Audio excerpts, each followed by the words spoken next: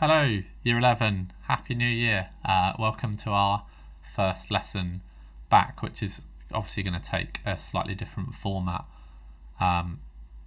So for each of our lessons this week, my plan is to email you a worksheet in the morning as well as a link to a video. And the video, like this one, will explain what I want you to do. It will have answers to the questions, and it will also have worked examples and some explanations about the points that we're going to do.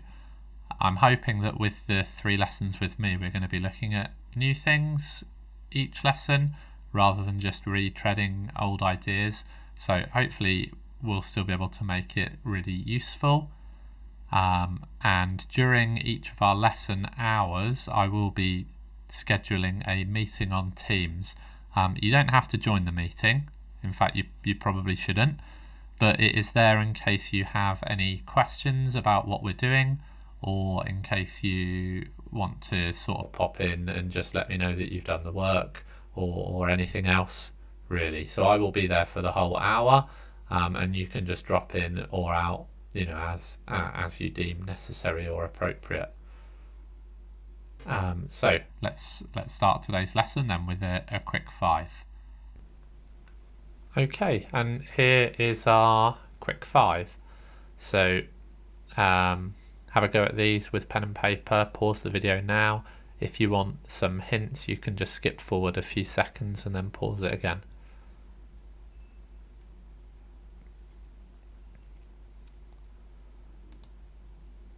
And here are some hints. So hopefully they're self-explanatory. Again, you can just pause it and have a few more moments and check you're happy with your answers, and then we'll go through the solutions.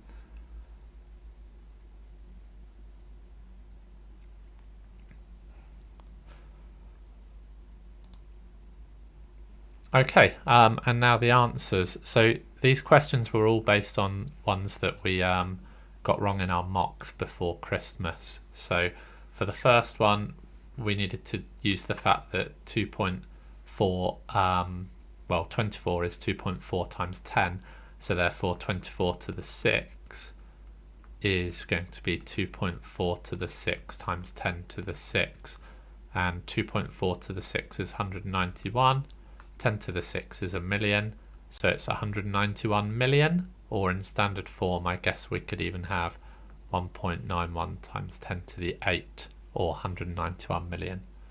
For the second one, 1 over root 3 to the power of 5, I would firstly just do it as 1 to the 5 over root 3 to the 5, and that ends up being 1 over 9 root 3, and then we need to rationalise the denominator. So if we times the top and the bottom by root 3, we're going to get root 3 over 27, and that's it. So A would be 3 and B would be 27.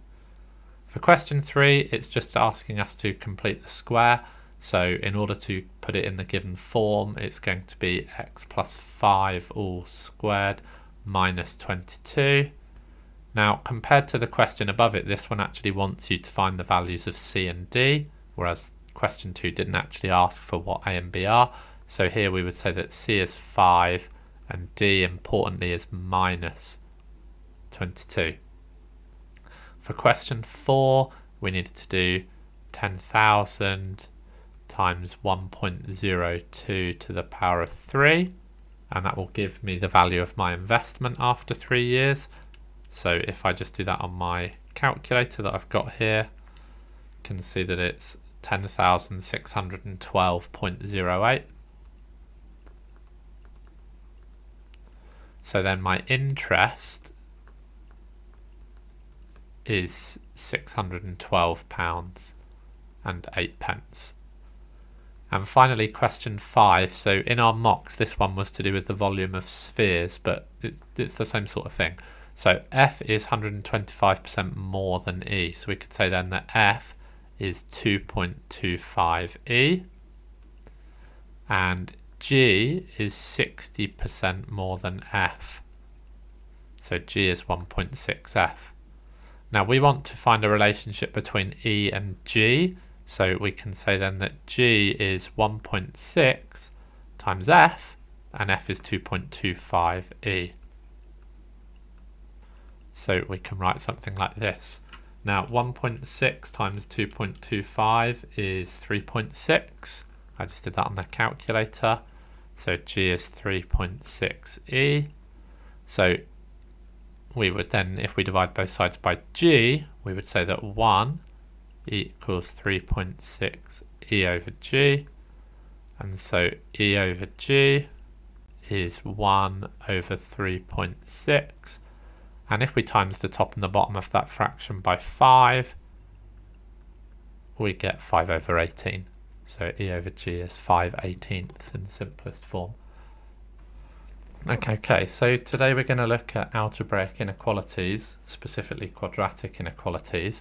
So the first one here is quite a simple question, solve x squared is less than 25. For these questions it's really useful to consider a graphical approach. So if you consider the graph of y equals x squared,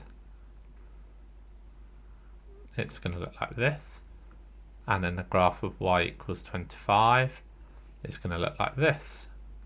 So where is x squared less than 25? Well, this is 5 and this is minus 5, so you can see that x squared is less than 25 for values of x between minus 5 and 5, and that should make sense with what you know about the way the number system works. So for a question like this we can go like this. You'll notice that one's the positive and one's the negative root. So the second example is this one here. So we've got a quadratic on the left. Again, you're going to want to do the same thing for these ones. The graphical approach always helps. So if you draw your graph of the function on the left, now that one we know we could factorize to get x plus 5, which means if we put it equal to 0, it would cross the x-axis at 0 and minus 5.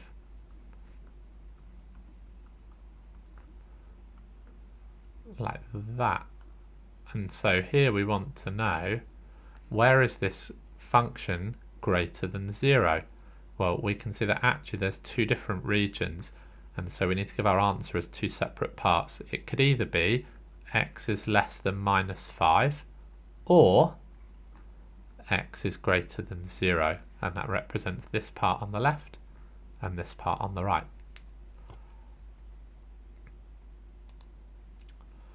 Right, example number 3, same again. So firstly you want to get your graph. Here again it's to do with the roots, it's to do with where the function crosses the x-axis. So this one factorizes to give x minus 4 and x plus 1. So if we were to draw our function, we know it's going to cross the x-axis at minus 1 and 4.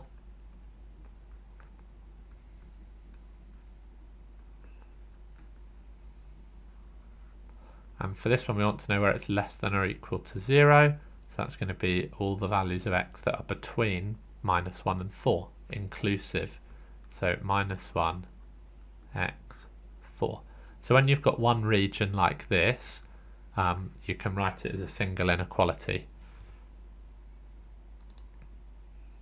Right, example 4 is a bit more tricky, but we want to do the same thing. So rather than deal with two different quadratics, we want to make one of the sides 0. Here I'm going to make the left hand side 0, so that I have a positive amount of x squareds on the right. So I'm going to rewrite this inequality as 0 is greater than x squared plus 10x plus 20. Okay, well now I'm going to find the roots of this quadratic, and I want to know where this quadratic is less than 0. So for this quadratic you could use the quadratic formula on it, because I don't think it's going to factorize, or you could complete the square and rearrange, however you want to do that. So there we go. I think with this one it's going to cross at, where's my work, I did this one earlier.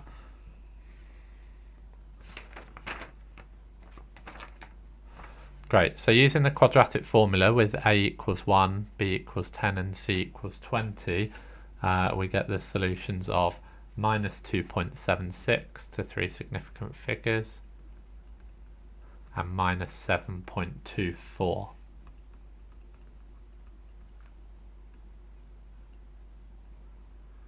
There we go. And because we want to know where it's less than 0, again it's going to be just the one region. So our answer is going to be minus 7.24 is less than x is less than minus 2.76.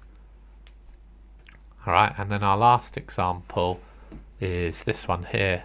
Now this one was really similar to one of the questions that was on one of your mocks before Christmas. It might not look like it, but it's the same as the previous ones. So what I would recommend you do is to get it in the form where you can sketch the quadratic on one side, because it is a quadratic, so get 0 and get your quadratic. So I'm going to start by expanding the double bracket on the left. So that's 1 minus x times 1 minus x. So it gives me 1 minus 2x plus x squared is less than or equal to 4/9. Now I'm going to put the 4/9 onto the left hand side.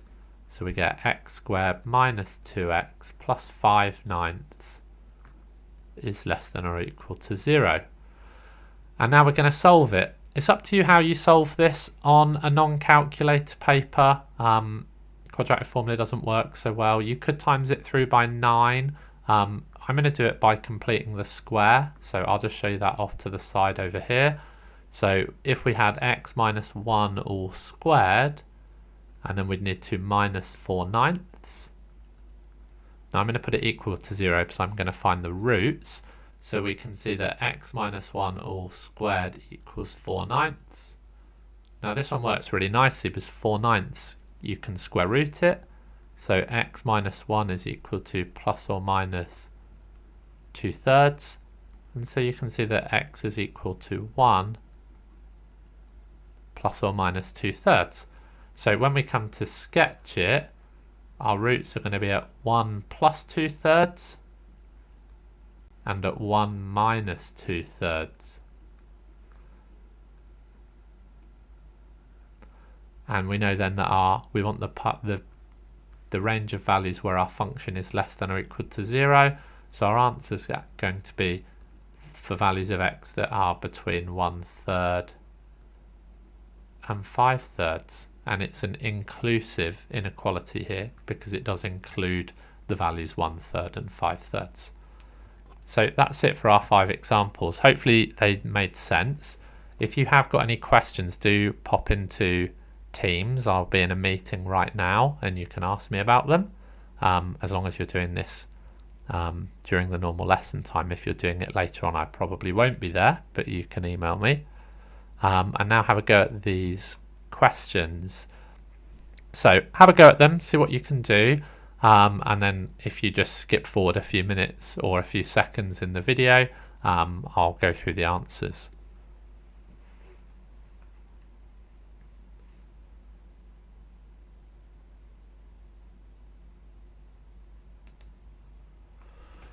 Okay, and here are the answers. Hopefully you can see them all. I'm not going to go through all of them. You can just check your own, really. All of them will have fallen in line with some of the examples that we did. The only ones that are slightly different probably is question 12, where you needed to solve 2 different inequalities and then combine your answers. So from the quadratic we got that x needs to be between -6 and 4, and from the linear inequality we got that x is less than or equal to a half. So the region that satisfies both is x greater than -6 but less than or equal to a half.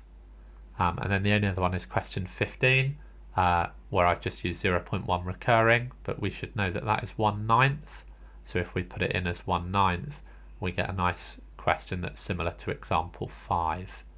And then the answer for question 15, this is 2/3 is less than or equal to x is less than or equal to 4/3, but rather than using 2/3 and 4/3, I've just put the 3x, but it's the same thing. And then there were 4 more questions as well. So questions 17, 18, 19 and 20, I suggested that you would use Desmos or Wolfram Alpha because you wouldn't be expected to be able to solve these without using the assistance of some technology. So I've gone on Wolfram Alpha and I've just sketched each of these functions, and so we can have a look. So question 17, where is this function greater than 0? Well, you can see it's greater than 0 either between -3 and 0, or for values of x greater than 2. So there's sort of this part here, or this part here. For question 18, we want to know where this function is less than or equal to 0. So either this bit, so we could say that x is less than or equal to -5, or we've got this part here, which is between -2 and 2. So -2, x, 2. So that's our answer to 18. Now question 19 is a quartic, so it looks a bit like a W. We want to know where this one is less than 0. So you can see you've got a little region here which is between -3 and 1. Or it could be this part here which is between 2 and 5. So 2, 5. And then the last one here, we've got a polynomial of order 5. So you can see then we want to know if this one's greater than or equal to 0. So x is less than or equal to -3 will give the first part. Then it does have a really small jump between -1 and 0. You can't really see it with the scale that we've got here, but from -1 to 0. And finally a bit more of a larger jump, which is from 2 to 5. So as long as x is within one of these ranges, the function will be strictly positive, or well, strictly greater than or equal to 0. Right, that's the end of our lesson today. I hope this format worked okay for you. If you do have any feedback, please let me know. Let me know what you reckon about it. Did it work all right? Did you like it? Could I change anything? As I say, we've got 2 more lessons, so we'll see how those ones go. I hope they'll be good and useful. So thanks, have a good day, and I will see you tomorrow.